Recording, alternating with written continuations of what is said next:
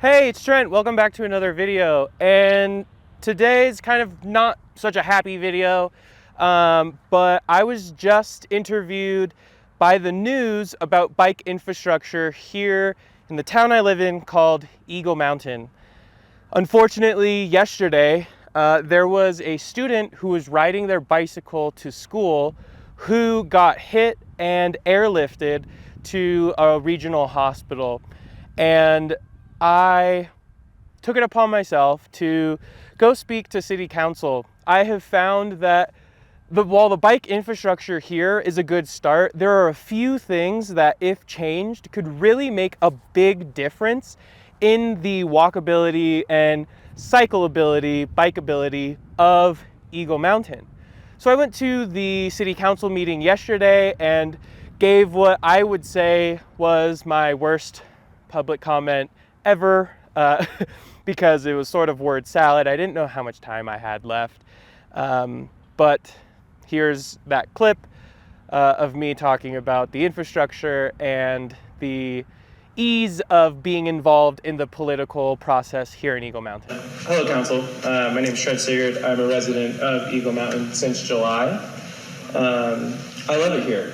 I'm a cyclist, and I started a project when I moved here to ride every street. By the way, do I have 2 minutes, 3 minutes? 3 minutes. Okay. I have ridden over 300 miles of Eagle Mountain streets. That's every neighborhood, and is all verified with GPS information.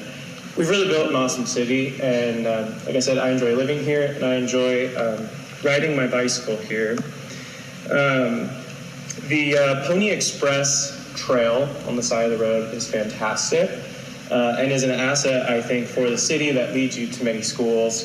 Telling you guys what you already know, but I think there are a few improvements that need to be done in a few ways.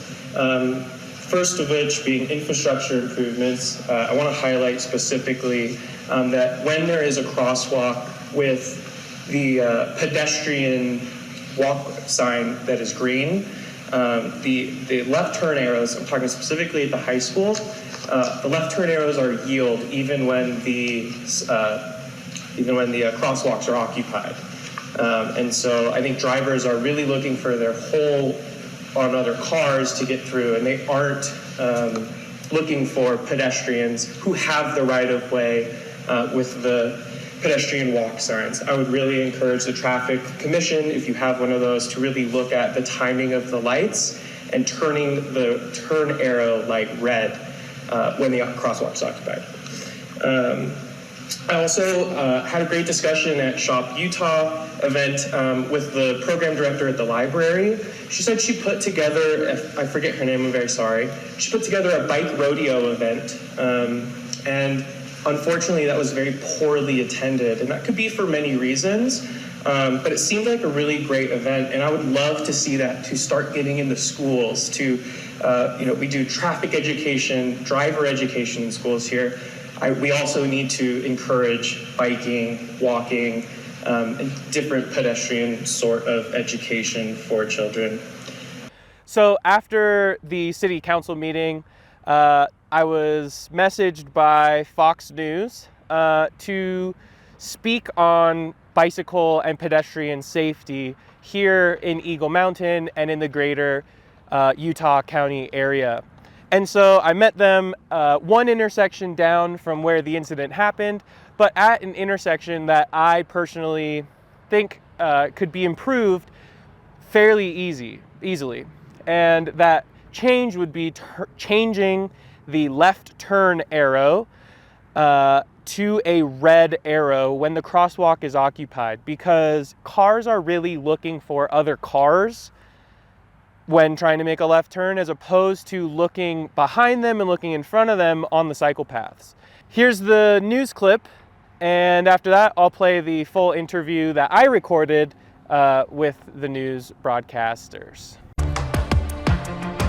Well, in the past month, multiple teens have been hit by cars while riding their bikes and safely entering crosswalks. Yesterday, an Eagle Mountain teen was flown via medical helicopter after she was hit on her way to school. While covering the story, our photojournalist caught 11 people blowing through crosswalks in the hour he spent filming the scene. Fox 13 News reporter Emily Tenser spoke with concerned community members who say something needs to change. Emily? Robin, the driver who was part of that crash yesterday, will not be cited. I also spoke to a parent whose daughter was also hit this summer, and that driver was not cited either. So residents say if there's no official blame on the drivers or the kids on their bikes, they partly blame the infrastructure. Walk sign is on.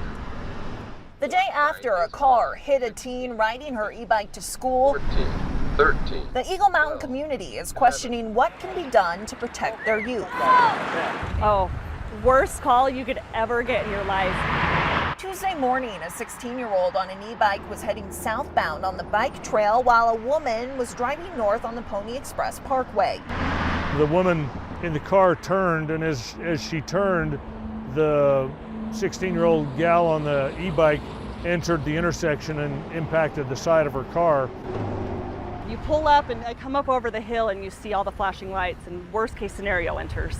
That's Megan Ringer. Her 13-year-old was also hit while riding her bike this summer. She entered the crosswalk at Porter's Crossing and Pony Express when the light signaled her to, but a car hit her, requiring the young girl to need surgery. And I am so thankful she was one of the lucky ones that didn't get seriously injured. Because when they get into a car, The news of children getting hit isn't surprising to runners like Jansen Russell. Even at crosswalks where I have the right-of-way, the walk signs on, I can't tell you the amount of times I've almost been hit where I'm in the street and a car's coming at like 45, 50 miles an hour. Cyclist Trent Sigurd moved to the city just 3 months ago. when I moved here, I decided I wanted to ride every street because I wanted to know the town that I live in very intimately. He spoke before the city council Tuesday night, advocating for cyclist and pedestrian safety education in schools and asking to change the timing of the stoplight. So that when the crosswalk is occupied, they have the right of way, the light is red. Runner Chris Sullivan, known around town for always running with an I Believe in You sign, also sent a letter to the council about his experience being hit last week. The vehicle failed to see me and brushed me with their mirror and only slowed it after I slapped their window as they drove by. As Eagle Mountain continues to grow, parents and pedestrians hope the infrastructure can support it. I think there's too much growth out here. The infrastructure can't keep up with all the growth we have, and there's so many drivers on the road. At least 3 people brought up pedestrian and driver safety at the city council meeting last night. I reached out to the city for a comment, but have yet to hear back. Reporting live in Eagle Mountain, Emily Tenser, Fox 13 News, Utah. Yeah, so I moved to Eagle Mountain in July, and when I moved here, I decided I wanted to ride every street because I wanted to know the town that I live in very intimately. At this intersection, I experienced a collision between a cyclist and a driver, and I started looking at this intersection to wonder why. And the left turn lane is a yield as opposed to a red light when the crosswalk is occupied. And to me, that is a big conflict and really begs the question, can we make better infrastructure to make cycling and walking safer, especially near schools? Drivers pay attention. Right, so I think it's 2 or 3 parts as a part of the solution. The first and the easiest to me is to change the timing of the light so that when the crosswalk is occupied, they have the right of way, the light is red. Second, I believe we need to be doing better with bike education for kids in grade schools. That's from 1st grade all the way up to 12th. We teach driver's ed in the schools, so why not bring in a bike rodeo that gets kids intimately involved with their bike and gets them to learn about the different laws and safety practices to be safer on your bike. For instance, doing a 3-point check when you're crossing a road. If I was crossing this road behind me, I first check behind me for right turn. I then look right for cars turning right across the intersection. And then I look for drivers who are turning left. So you kind of have to take this 3-point approach to look for cars coming in every direction. And third, it's educating drivers. Drivers need to slow down, especially near schools, and really be aware of their surroundings, the different cyclists, walkers, bikers, things like that. Yeah, so yesterday, after seeing the teen who got hit was life flighted to the U, I actually was very timid all day because I ride these paths myself.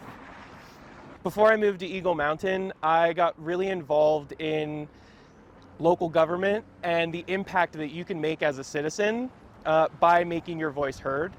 And so the city council meeting was conveniently on the same day, and I would really like to get people to understand the public process and to understand that if they have an issue with anything in the city, they can go to a council meeting and make their voice heard. So I've been super inspired by this guy named Coach Balto. He's a PE teacher at a high school in Oregon, and he organized something called the Bike Bus.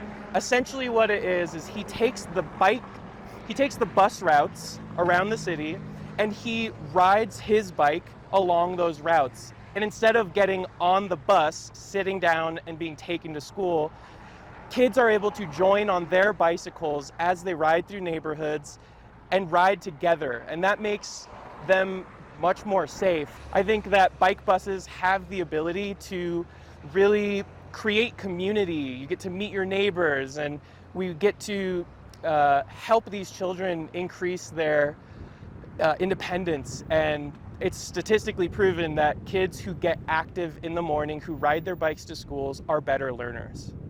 Is a bike bus kind of like a fancy word for a group ride? Yeah, so a bike bus is essentially a group ride. It just takes the path of the bus route and is a ride to school. So for the age groups that are particularly young, kindergarten through 4th grade, one of the things that I see parents doing all over is using cargo bikes. And that's essentially an electric bicycle with 1 to 4 seats on the bicycle that's either on the back or in a bucket in the front.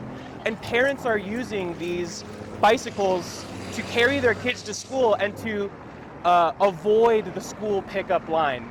And so I firmly believe that in a town like this, where schools are very centrally located in different neighborhoods, that riding your child to school, not idling your car, not being stuck in the traffic, is a much more economical, a much more calm way to get to school.